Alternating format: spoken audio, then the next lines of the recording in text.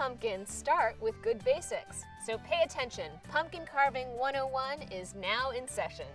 Even if you've been carving pumpkins for years, I may have some tips and tricks that might surprise you. So I've got my pumpkin right here, ready to start carving it. But first, I need to cut my hole and scoop out the stuff inside. But rather than cutting my hole from the top, I'm actually going to cut it from the bottom. And this is a great idea if you plan to actually put a candle inside of your pumpkin. It might be much better to hollow it out from the bottom because then you've got a nice flat surface to put your candle on, so you don't have to worry about it being dangerous and maybe tipping over. So I've got one here that I've already cut from the top this time, and you can see I've got all that pulp hanging out. If you want to get the kids to clean the pumpkin out for you, you can actually have them use jar lids like this to scrape it. This is great for little fingers because they can kind of grab it from all sides. So I'm just going to use my ice cream scoop and just kind of scrape to get all the pulp out. Like that, so you're just going to do that, take out all your pulp. But now that you've got your hole made and your pumpkin all scooped out, you're ready to move on to the next step and start carving, right? Go to bhg.com and look for the Carve a Pumpkin tool. It's a great tool that allows you to create your own designs or download a pre-made one.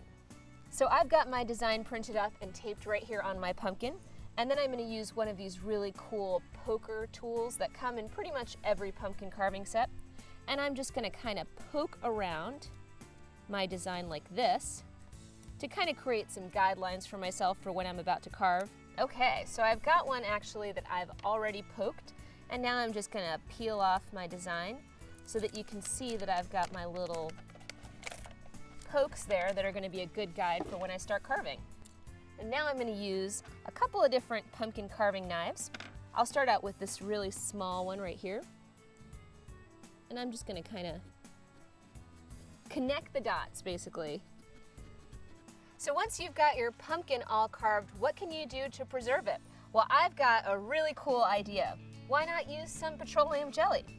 You just actually take a little bit like this and kind of smear it around the areas that you've carved. And this will actually help seal it in so that your pumpkin will last longer. And if you don't have petroleum jelly, you can use some spray cooking oil, or they even have these plant preservatives that you can use to spray on flowers. So you've got your pumpkin all carved and preserved, but now, how do you light it up so it looks really great? Well, you can use a larger votive candle like this if you want something to burn a little bit longer. You can use a smaller one if it's kind of a one-shot deal. Or you can use these. These are so cool. They're battery operated, so you don't have to worry about a fire. Or you can use this as even a battery operated Christmas light, which gives you tons of light so your pumpkin really shines. You just put some batteries in there and just pop it inside of your pumpkin. So you've officially completed Pumpkin Carving 101. So now get to carving. Class dismissed.